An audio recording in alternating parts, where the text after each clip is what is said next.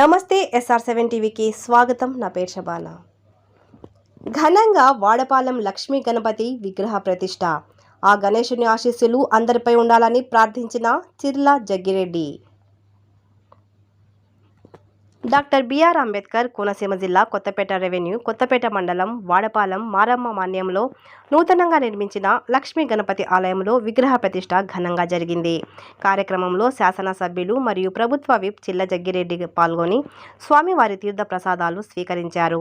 ఈ సందర్భంగా మారమ్మ మాన్యంలో నివసిస్తున్న మహిళలు ఆలయ నిర్మాణానికి ఉన్న అడ్డంకులు తొలగించడంతో చిర్ల చూపిన చొరవ పట్ల సంతోషం వ్యక్తం చేశారు. Reporter Sairam Prasad, Kothapeta revenue in charge. శ్రీనివాసాయ మంగళం.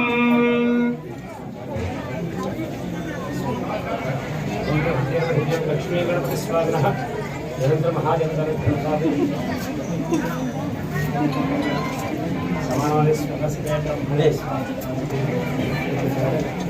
ఆచంద్రకారాది విశ్వకనాథి లక్ష్మీ గణపతి స్వామి దేవతాని ఓం దేవస్య గృహే గృహే దేవస్య దేవస్య గృహే గృహే మనయో మనయో గృహే గృహే మనయః మనయో వసంతి వసంతి వసయో మనయో వసంతే వసంతి దేవానాం దేవానాం వసంతి వసంతి దేవానాం దేవానాం కవయ కవయో దేవానాం దేవానాం కవయః కవయ పార్థివాస పార్థివాస కవయ కవయ పార్థివాసః పార్థివాసయితే పార్థివాసః దేవాయనం ఇదం దేవాదేవాయనం ఇదం స్వామివారికి నలుగురు ఇచ్చారు.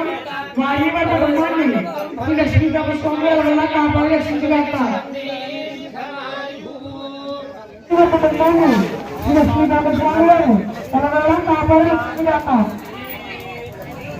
దేవస్య దేవానకో యపార్థివాసః దేవైతం నమస్కృతామి దేవానసమోదే ధర్మావజుః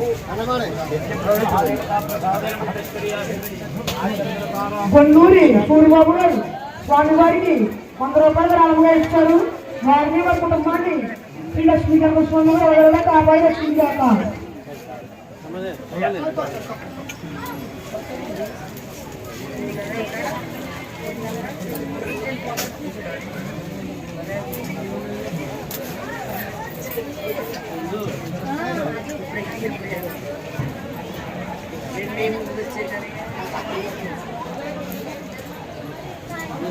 ముఖ్యంగా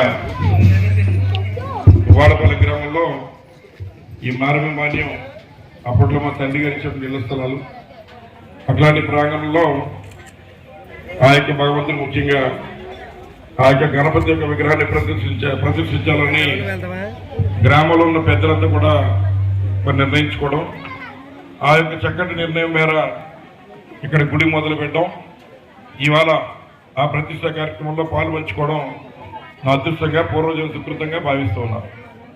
ముఖ్యంగా ఏ కార్యక్రమం జరగాలన్నా ఆ యొక్క దేవుడి యొక్క అనుగ్రహం ఉండాలి.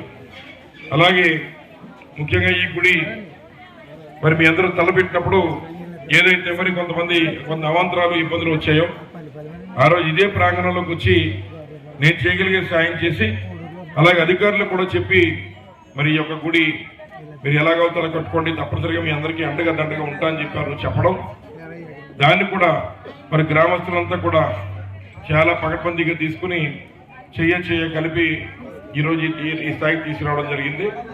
తప్పనిసరిగా ఈ యొక్క ఆలయానికి కావాల్సినటువంటి నిధులు కూడా తప్పనిసరిగా రాబోయేటువంటి మన ప్రభుత్వంలో ఆలయానికి ఇప్పటికే టీటీడీ నిధుల ద్వారా మన నియోజకవర్గంలో 4,40,40,00,000 రూపాయలు మంజూరు చేసి ఇచ్చాం. ఈ వాడపాలెం గ్రామంలో మారమ్మ గ్రామ దేవత కూడా 1,35,00,000 రూపాయలు మంజూరు చేసి మొన్న శంకుస్థాపన కార్యక్రమం కూడా చేసుకోవడం జరిగింది. పనులు కూడా జరుగుతూ ఉన్నాయి.